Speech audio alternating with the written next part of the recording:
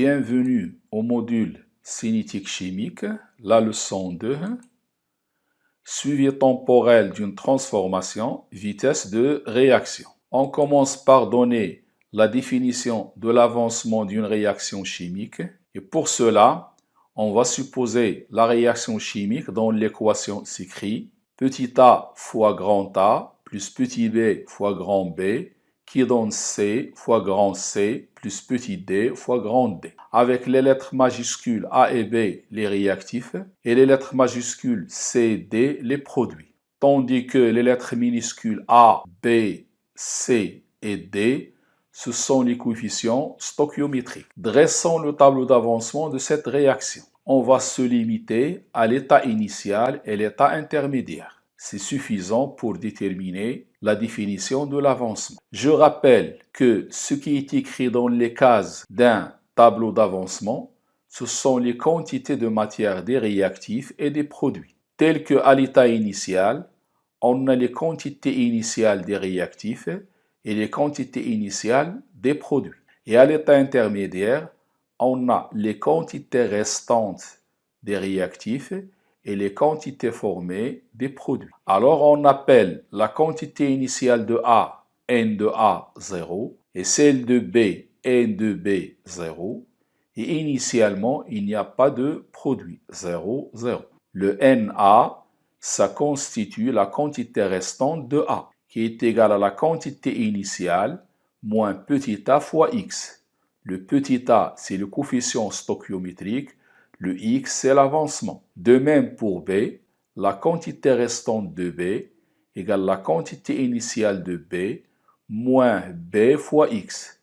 Le B, c'est le coefficient stoichiométrique. Pour C, la quantité formée de C égale à C fois X et celle de D égale à D fois X. Le X qui est écrit dans les produits a la même valeur que le X écrit dans les réactifs. Donc on va chercher la valeur commune de ce X. Prenons par exemple le réactif A. Donc selon ce tableau-là, je peux écrire que le N de A égale NA0 moins AX. Donc je peux déduire que X, c'est N de A0 moins N de A sur A. Alors X, elle est égale à la quantité initiale moins la quantité restante sur le coefficient stoichiométrique. Autrement dit, la quantité initiale moins la quantité restante n'est autre que la quantité réagissante. Donc en résumé, l'avancement X égale à la quantité réagissante du réactif sur son coefficient stoichiométrique. En répétant la même opération avec B, je vais trouver que le X égale à N de B initial moins le N de B restant sur petit b, le coefficient stoichiométrique. Autrement dit, la quantité réagissante de B sur petit b. Si je prends les produits, je trouve que X est égal à la quantité de matière formée du produit sur son coefficient stoichiométrique. Donc, si je résume la valeur trouvée dans les 4 cases pour X, je trouve cette égalité. Le X est à la fois égal à la quantité réagissante de A sur son coefficient stoichiométrique, égal aussi à la quantité réagissante de B sur son coefficient stoichiométrique, égal à la quantité formée de C sur son coefficient stoichiométrique, et de même pour D. Par définition, la valeur commune de ces rapports est appelée avancement X. Ceci constitue la définition de l'avancement d'une réaction en chimie. En résumé, l'avancement est égal soit à la quantité réagissante d'un réactif sur son coefficient stoichiométrique ou bien à la quantité formée d'un produit sur son coefficient stoichiométrique. Voyons maintenant la relation entre avancement et concentration molaire volumique. Car parfois, on a besoin de cette relation du fait que les données contiennent la concentration et pas la quantité de matière. Pour cela, je vais prendre la définition précédente de l'avancement X et je divise la relation par le volume de la solution.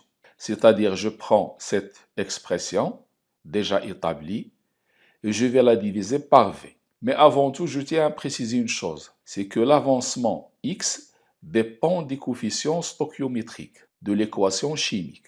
C'est-à-dire, si j'ai deux élèves qui ont écrit la même équation avec des coefficients stoichiométriques différents, alors l'avancement x qu'ils vont trouver n'est pas le même. Donc, il faut éviter de changer les coefficients stoichiométriques d'une équation chimique s'ils sont donnés dans un exercice, même s'ils sont fractionnaires, sous forme de fraction. Donc, la valeur de l'avancement x dépend du coefficient stoichiométrique. Maintenant, revenons à la relation entre l'avancement et la concentration. On a dit qu'on doit diviser cette relation par le volume V.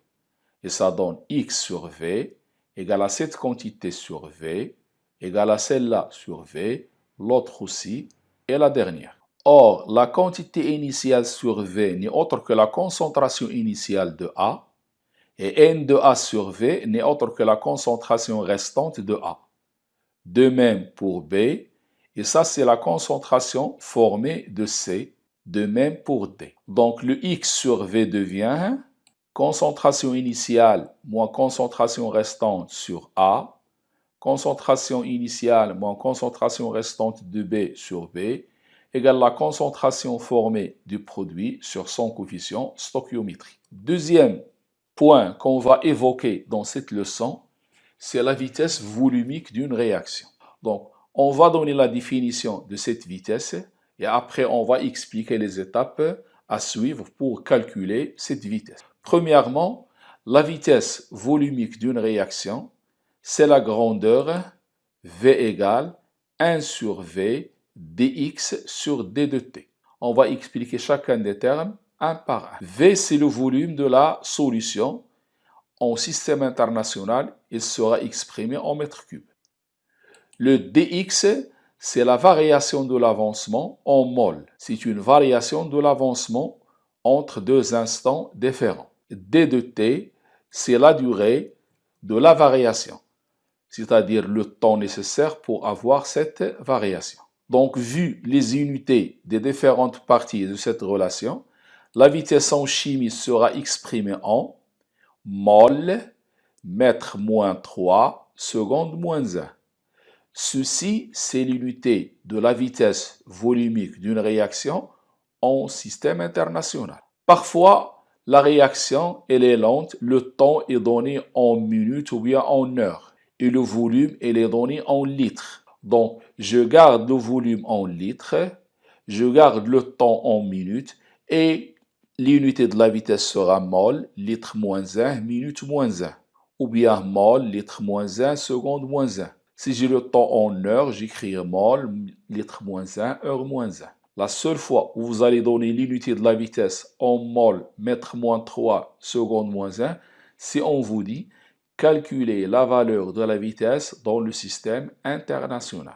Sinon, vous gardez le volume en litres, le temps selon l'unité donnée, seconde, minute, heure. En chimie, la vitesse, elle est toujours positive, c'est-à-dire que la vitesse d'une réaction est une grandeur positive. Une vitesse négative n'a pas de sens. Maintenant, on va expliquer un peu cette notation, dx sur d de t. Le rapport dx sur d de t représente la dérivée par rapport au temps de l'avancement. C'est-à-dire, je prends la fonction x, je la dérive par rapport au temps, sa dérivée est notée dx sur d de t. Je vais donner une comparaison entre les mathématiques et la physique-chimie en ce qui concerne les notations. Dans ce tableau, la première partie à gauche est consacrée aux notations mathématiques. À droite, les notations en physique-chimie. En mathématiques, les fonctions seront écrites de cette façon. Tel que f, c'est la fonction, et le x, c'est la variable. Donc f de x, la variation de f en fonction de x. En physique-chimie, les fonctions ne sont pas appelées f, g, h comme les mathématiques. On a des grandeurs. Par exemple, en chimie, on a l'avancement.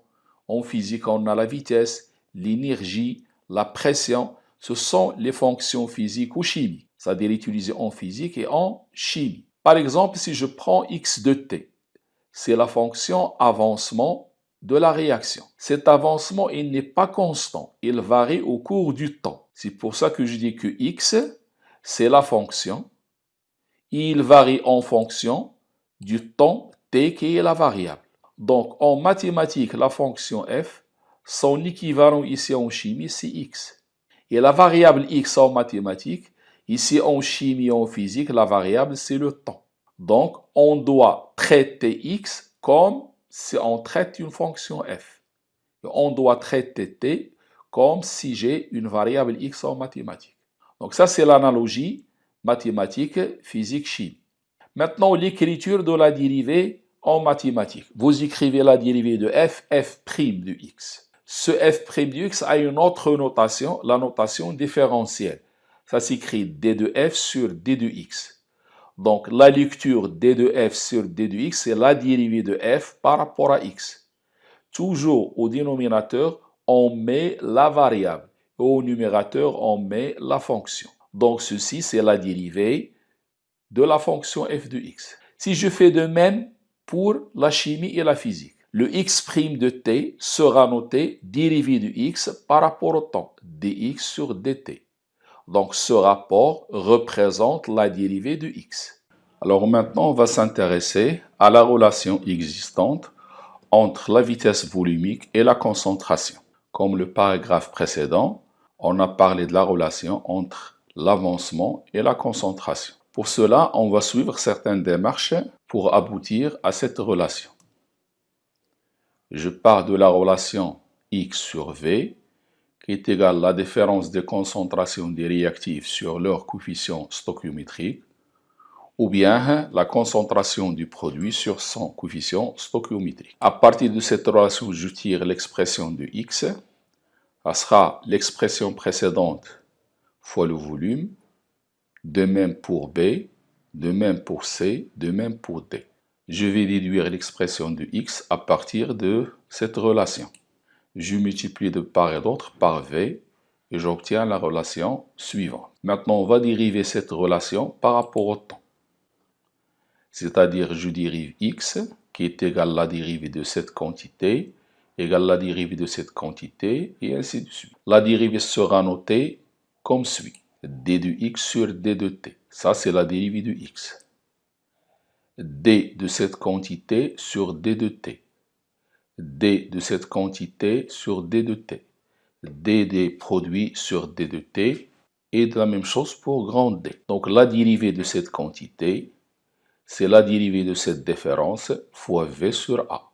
De même pour B, la dérivée de C fois V sur C, et ainsi de suite.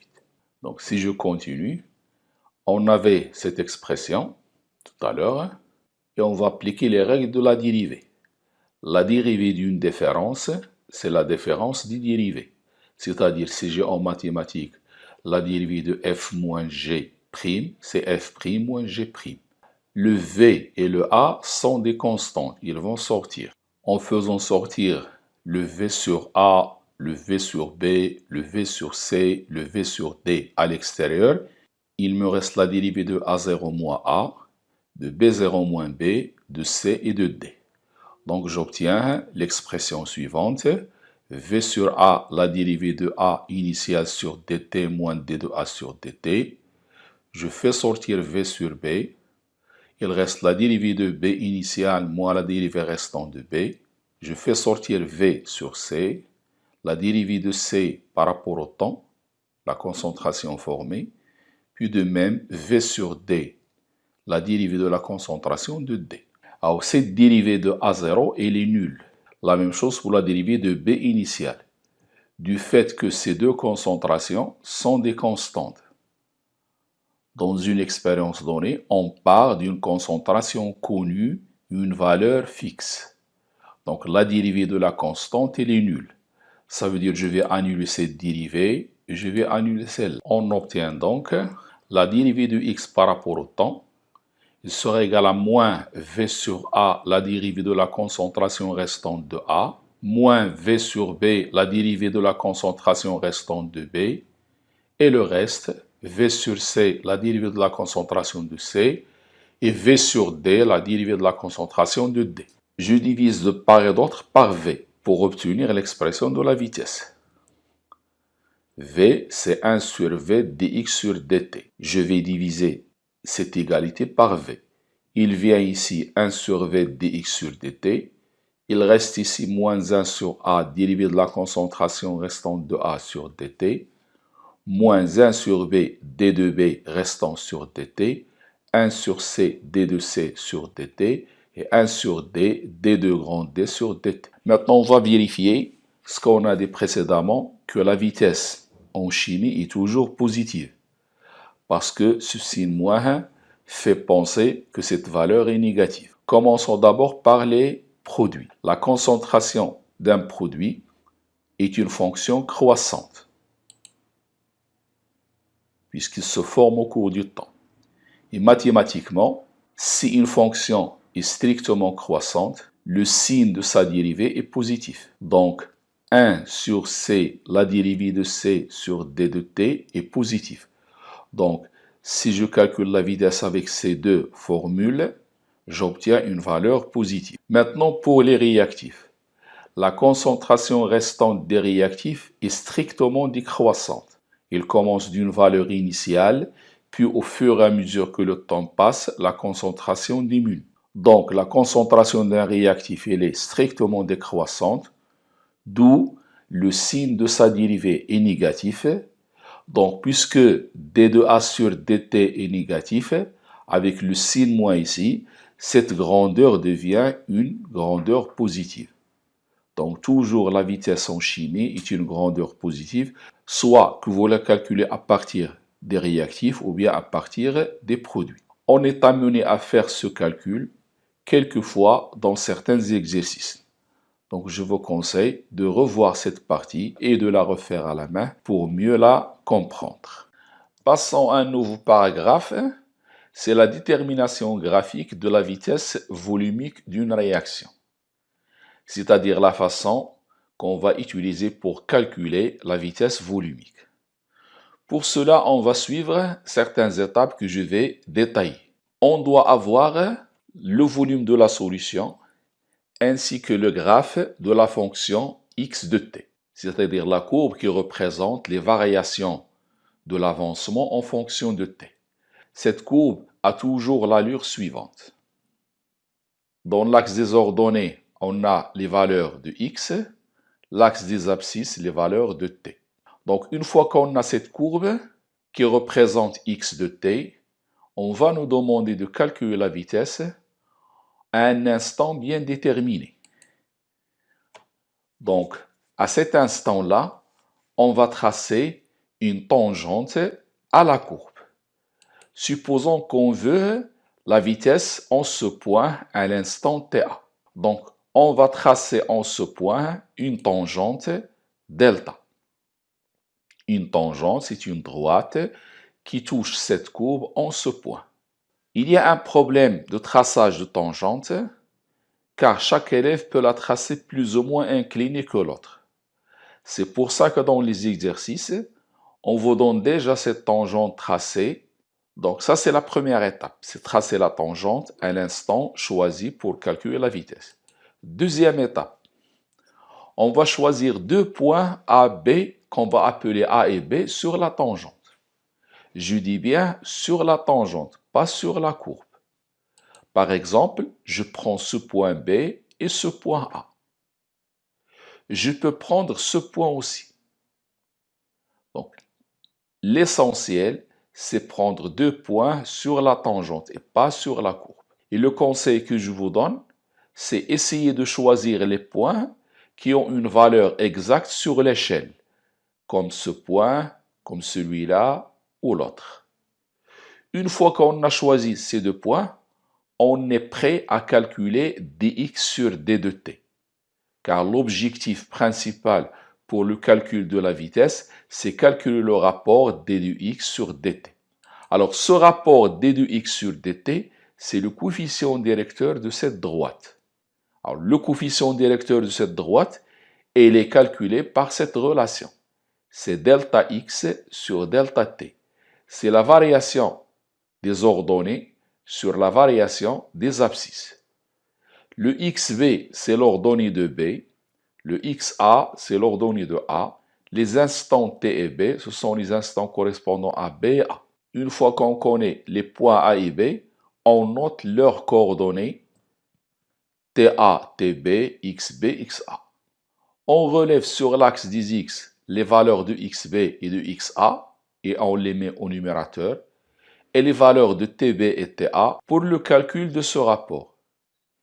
Il est préférable et souhaitable de commencer toujours par le dénominateur et que ce dénominateur soit positif, toujours. Donc, et comme ça, TB il est plus grand que TA, donc TB moins TA est positif. L'instant TB a comme ordonnée XB, l'instant TA a comme ordonnée XA. Une fois qu'on a calculé delta X sur delta T, c'est le calcul de dx sur dt qui a été effectué. Il n'y a qu'à diviser cette valeur par V. On divise cette valeur par la valeur du volume de la solution. Et comme ça, la vitesse c'est 1 sur V dx sur dt. Et comme dx sur dt c'est delta x sur delta de t, je le remplace 1 sur V. Donc ça sera 1 sur V xb moins xa sur tb moins ta. Et de cette façon, on a calculé la vitesse à l'instant ta, comme je peux la calculer à n'importe quel instant en utilisant toujours la même méthode. Tracer la tangente, choisir deux points, calculer le coefficient directeur et après diviser par V. Voyons maintenant comment la vitesse évolue au cours du temps, c'est-à-dire au cours d'une réaction, est-ce que la vitesse augmente ou bien diminue. Alors on va donner le graphe de x en fonction de t et on va tracer la tangente à cette courbe à différents instants. L'instant 0, puis un instant t2, un instant t3 et un instant t4. Donc on voit que cette tangente devient de plus en plus horizontale, c'est-à-dire qu'il diminue d'inclinaison.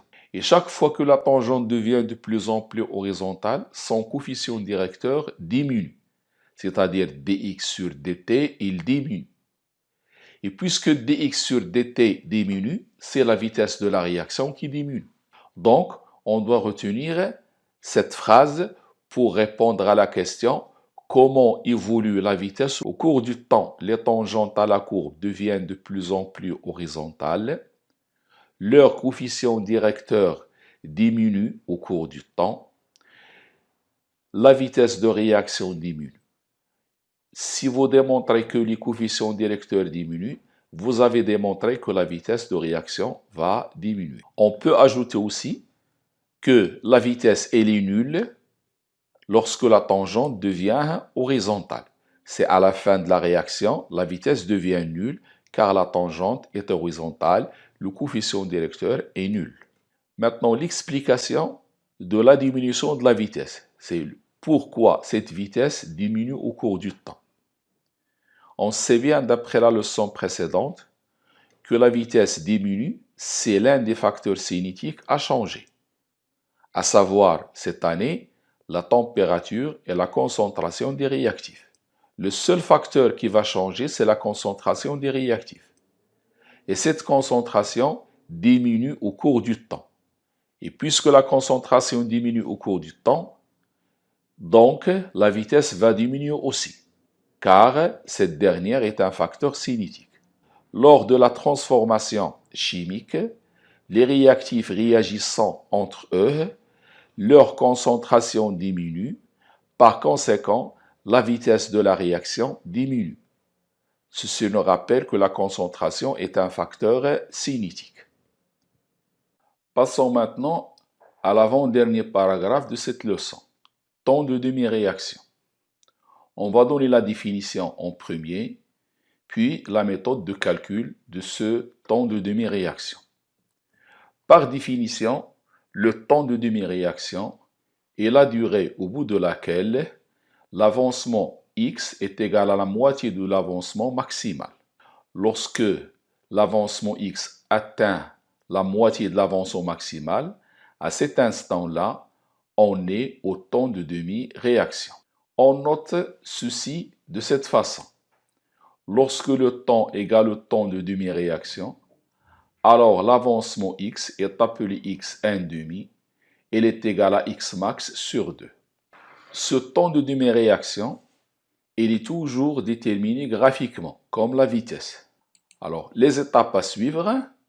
Premièrement, on calcule x max à partir du réactif limitant dans le tableau d'avancement. première méthode, ou bien que le Xmax est donné par une courbe, c'est-à-dire on détermine Xmax graphiquement. C'est la dernière valeur prise par X lorsqu'il n'évolue plus, il devient constante. Et on déduit Xmax sur 2. Une fois qu'on connaît X maximal, on en déduit la moitié et en rapportant cette valeur sur la courbe, on en déduit par simple lecture graphique la valeur de T1 demi. Prenons la courbe X en fonction de T. Sur cette courbe, je vois que X atteint une valeur maximale puisqu'il n'évolue plus. Donc ça, c'est la valeur du X max. Si dans un exercice, la courbe n'atteint pas cette valeur maximale, il faut calculer X max à partir du tableau d'avancement. Donc, ici, je vais calculer X max en projetant cette droite sur l'axe des ordonnées. Ceci correspond à la valeur de X max. Je calcule X max sur 2 et je le mets sur l'axe des ordonnées. L'intersection de X max avec la courbe, je le projette sur l'axe des abscisses. Cet instant-là correspond à T1 demi. C'est de cette façon qu'on détermine ce qu'on appelle le temps de demi-réaction. On peut se demander à quoi sert le temps de demi-réaction. Le temps de demi-réaction est une durée qui sert aux chimistes à déterminer la durée totale d'une réaction. C'est de l'ordre de 10 fois T1 demi. Maintenant, on va parler dans ce dernier paragraphe des techniques de suivi d'une transformation chimique. On a vu dès le départ de la leçon qu'on a toujours besoin des variations du X en fonction de T. C'est-à-dire on a besoin des valeurs de l'avancement au cours du temps. La question c'est comment déterminer les valeurs de l'avancement au cours du temps. Donc plusieurs techniques chimiques ou physiques permettent d'évaluer la vitesse d'une réaction chimique. Cela veut dire que grâce à ces techniques, on peut calculer les différentes valeurs de X. Et une fois les différentes valeurs calculées, on peut évaluer la vitesse d'une réaction chimique et on peut même déterminer le temps de demi-réaction. Il y a deux types de techniques, soit des techniques chimiques ou physiques. Les techniques physiques sont plus rapides et plus efficaces que les techniques chimiques. Par exemple, on peut utiliser la mesure d'une pression pour calculer la valeur de X. Si on a une réaction chimique qui fait intervenir des espèces gazeuses, et lorsque ces espèces se forment, la quantité de gaz augmente et la pression augmente. Et en calculant d'après le tableau d'avancement la quantité de gaz, on peut calculer aussi l'avancement. Et comme ça, lorsque la pression varie, l'avancement varie au cours du temps. Donc cette technique elle est utilisée dans le cas des réactions qui font intervenir des espèces gazeuses. On peut utiliser la méthode qui est basée sur la mesure du volume d'un gaz. Au lieu de calculer une pression grâce à un manomètre, on peut suivre l'évolution du volume d'un gaz au cours du temps. Et en calculant le volume de ce gaz, on peut déterminer la quantité de matière de ce gaz et par la suite calculer l'avancement X et déterminer la vitesse de la réaction. On peut utiliser aussi la conductimétrie, c'est-à-dire suivre la variation de la conductance G ou bien la conductivité sigma au cours du temps. Je rappelle que toutes ces méthodes seront étudiées dans les exercices. C'est-à-dire, on aura des exercices où il y a la mesure de pression et voir comment on va évaluer la vitesse.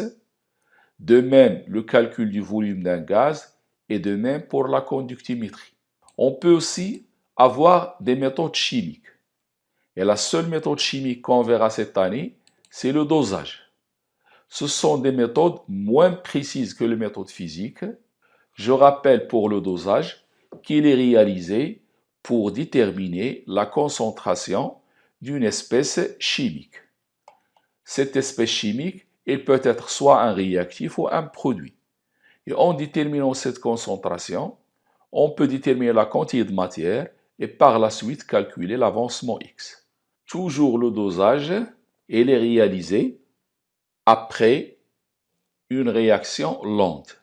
C'est-à-dire, afin de déterminer les quantités de matière produites ou bien consommées lors d'une réaction lente, on doit d'abord arrêter cette réaction lente pour effectuer le dosage.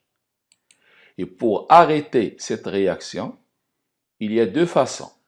Soit que le milieu réactionnel est plongé dans l'eau glacée, à ce moment-là, la température du milieu diminue, donc la vitesse diminue. On dit qu'on arrête la réaction par refroidissement. Soit qu'on ajoute l'eau glacée dans le milieu réactionnel. Cette fois-ci, on a arrêté la réaction de deux façons différentes. Par dilution, puisqu'on a ajouté de l'eau glacée, donc on a augmenté le volume, et par refroidissement, puisque l'eau elle est glacée. Donc on dit que la réaction est stoppée par dilution et par refroidissement. Cette opération, ajouter l'eau glacée ou bien plonger le milieu réaction dans l'eau glacée, s'appelle la trempe. Donc je vais poster une vidéo qui est consacrée au principe du dosage. C'est une vidéo qui va résumer toutes les opérations à suivre au cours du dosage. Cette leçon est enfin terminée. J'espère que vous avez bien profité de cette séance et à la prochaine leçon.